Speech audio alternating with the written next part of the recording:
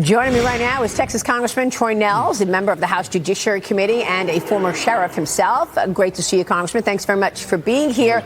Your reaction to this conversation about the border and these hearings, what should we expect?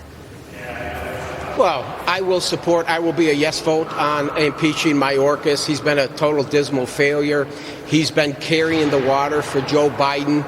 But what's interesting, the dishonest media out there, they're making it sound, and with all due respect to our Speaker Johnson, trying to negotiate with Joe Biden to make sure that Congress, i.e. the House and the Senate, come up with a deal on border security. Listen, the previous administration under Donald Trump, he didn't get Congress to help him with his border policies. Donald Trump did it all pretty much by himself through 21 executive orders and 25 presidential memorandums. So our border crisis is on one person and one person alone. It's Joe Biden. He doesn't need Congress to fix this crisis. He can do it on his own by executive order, and he fails to do so. He's not going to do it. And now the dishonest media and everybody else wants to say it's Congress's fault. It's a diversion. Yeah. It's Joe Biden's fault, him and others. Yes. Why won't he do it, Congressman? I mean, look, we're seeing the impact of this illegal migrant crisis everywhere. Look at what happened in Brooklyn. Students at James Madison High School in Brooklyn set to return to school today after they were forced to stay home and go to class remotely, virtual classes, after their school was turned into a temporary shelter for migrants because of bad weather. Can you imagine that this school basically told parents, change your schedules, you got to be home, your kids have to be home learning remotely because we need this space for illegals? Fox's Peter Doocy pressed the White House on it. Watch this. First, a whole high school in New York is having remote classes today because the building was needed to house people who came into this country illegally. So what is the president's priority in this case? If a working parent had to call out to stay home with their kid today, isn't this Biden immigration policy literally taking money out of people's pockets? That is something that New York City needs to answers to. That is a process that they took, so they have to answer to that. And as it relates to migrants and what's happening at the border, look, the president has taken this issue very seriously. Yeah. Congressman, your thoughts? I can't listen to that nut job. I can't believe anything she says.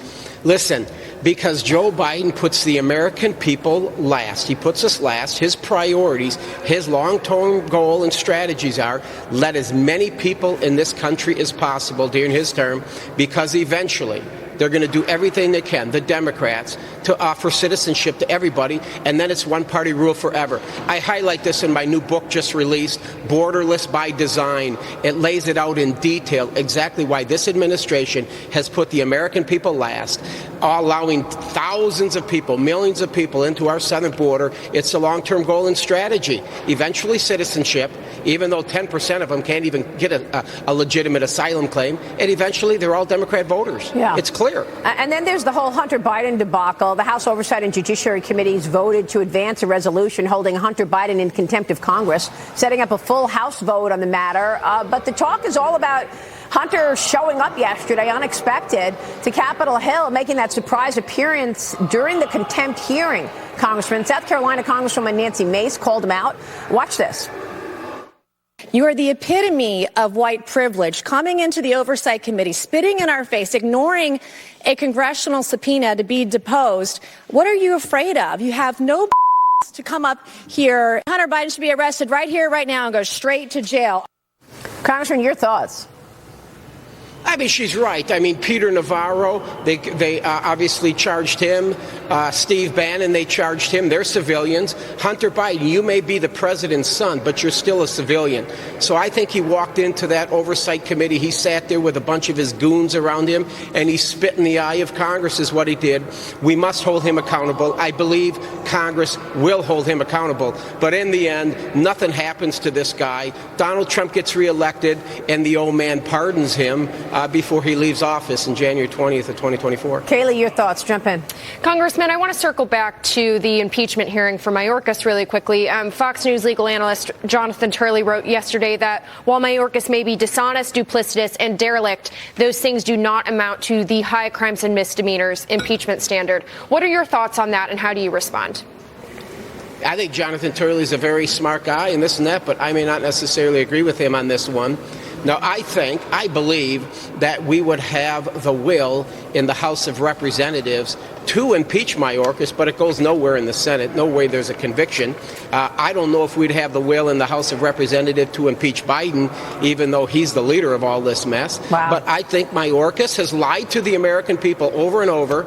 You got the borders are Kamala Harris. It's a dismal failure. Joe Biden's approval's at 33% because of the southern border, and now he wants to say, Congress, you better do something about this. Yeah. I'm not really, I refuse to help this guy improve his dismal border, his numbers of 33%, if he's not truly serious about securing our southern border. And that's H.R. 2, remain in Mexico, eliminate get the catch and release off the table. We can't have catch and release. Well, can't have it. What do you want Kamala Harris to do? Well, she's not going to do anything. I think they just put her out there to make it look like she's actually worth something. She isn't worth anything. They've kind of put her in the basement, if you haven't noticed recently, because I think she embarrasses herself and the American people. So they've kind of hid her. Congressman, thank you. We will be watching all of that. Troy Nehls joining us this morning in D.C.